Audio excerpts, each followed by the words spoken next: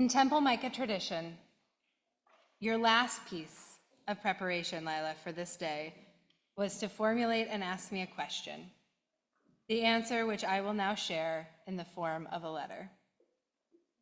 Dear Lila, you asked me this. In a moment when it is really hard to have hope, how do you keep going? Lila, this is a difficult moment. Challenge is layered on challenge. History seems to be repeating itself at a rapid pace. The present is enough. It's difficult enough to endure, let alone looking at the future. So how do we have hope? How do we keep going? The rabbis of the Talmud too have this question. In times of such despair, how does the world itself keep going? This is a question our people have been asking for millennia. The prophets, when they saw their temple destroyed, when we were exiled, when we were cast away for centuries, when we were forced to flee, when we were blamed and punished for crimes that were not ours, when we were murdered. Our teacher, Rabbi Larry Hoffman, wrote his students a letter this week saying this: we fear the worst. How will we keep going? His recommendation: start with brutal honesty. We are right to fear. We are right to fear, Lila. We fear that we will not be able to protect the most vulnerable or shelter those seeking refuge. We fear the rampant resurgence of anti-Semitism. We fear that events like what happened this week in Amsterdam will continue and worsen. We fear that the democracy that protected us for these centuries will crumble, and for a wider world that seems to be becoming less free and less democratic. We fear that peace is further than closer. We fear for our planet, whether it can survive what we've done to it.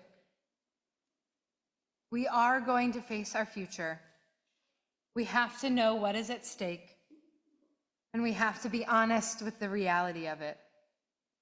Not because we think that it can't change, exactly the opposite, because we have to know it. We have to know it to change it. And we have to admit what we don't know. We don't know where these fearsome paths may take us. And while that uncertainty is scary, the honest, the brutal honesty about our uncertainty is what allows hope to live. We can't be naive, but we should also be honest that we don't yet know how this story ends. We want to have a future, and we want to be involved in the dreaming of it. Author Rebecca Solnit writes, hope locates itself in the premise that we don't know what will happen. And in that spaciousness of uncertainty is room to act. When you recognize uncertainty, you recognize that you may be able to influence the outcomes, you alone or you in concert with a few dozen or several million others.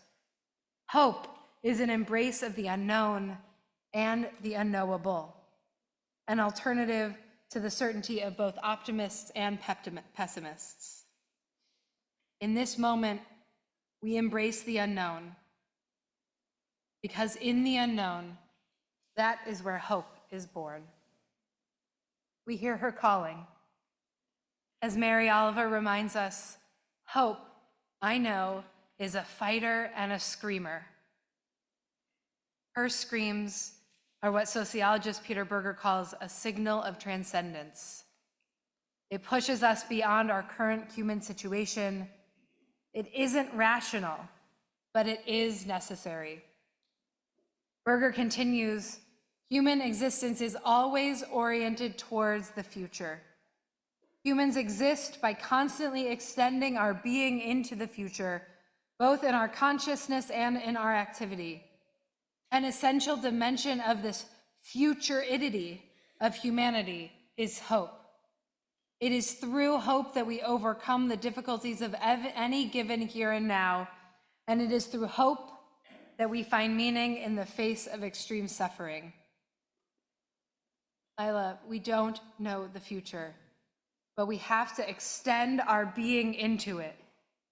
The fear, in all its brutal honesty, can feel like the end of the future, the end of the study.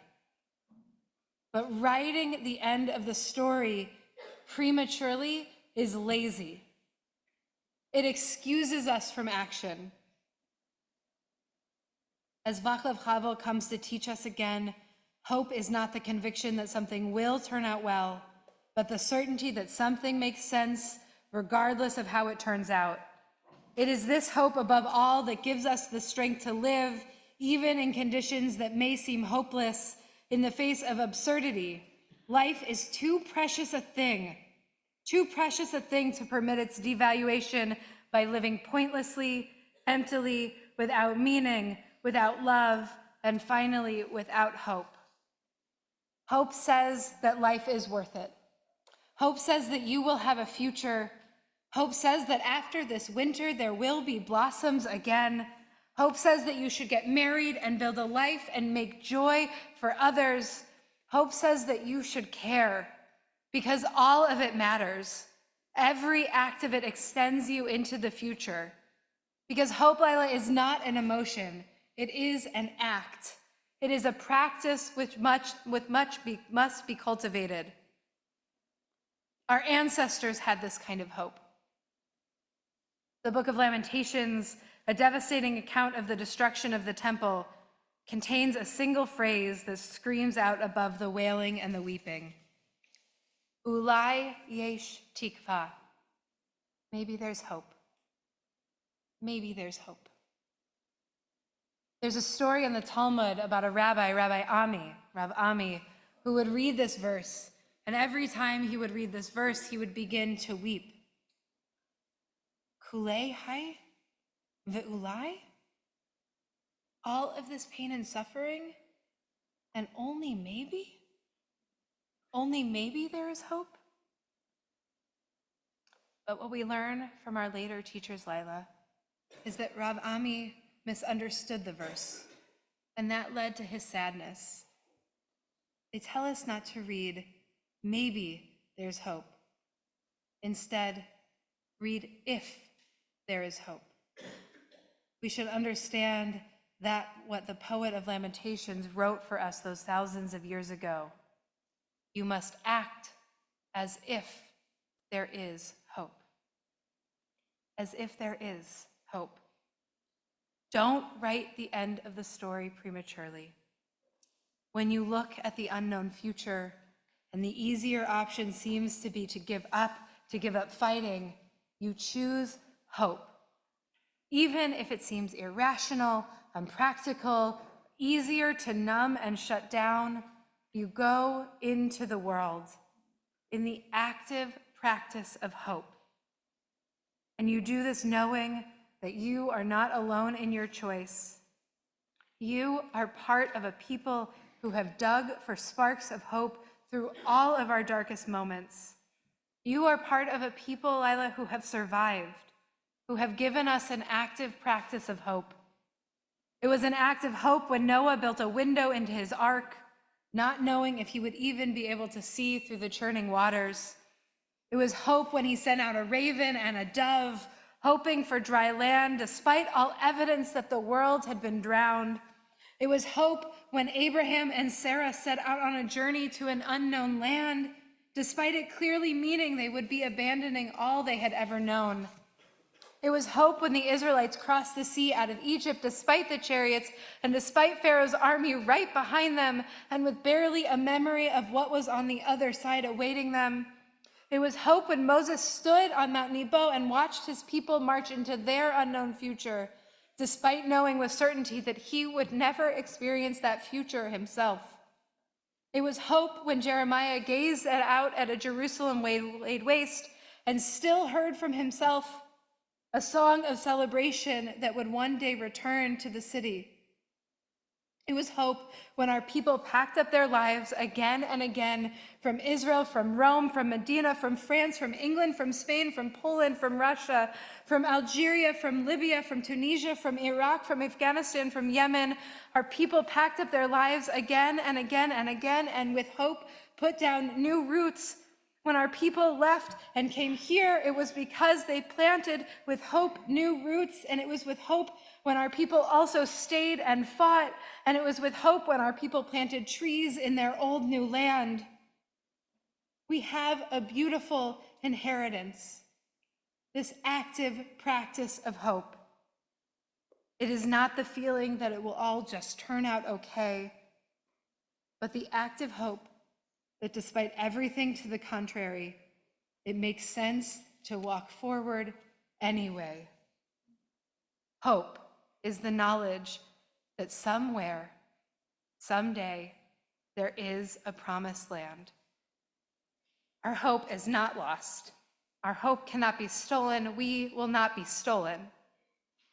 Lila, you stand up today. You are an active symbol of hope, of what the future can look like, and for the idea that there is a future worth investing in and hoping for. And we promise to be right by your side, dreaming and hoping for a world that you deserve. Mazel tov, and thank you. In active hope, your friend, Rabbi Crawley.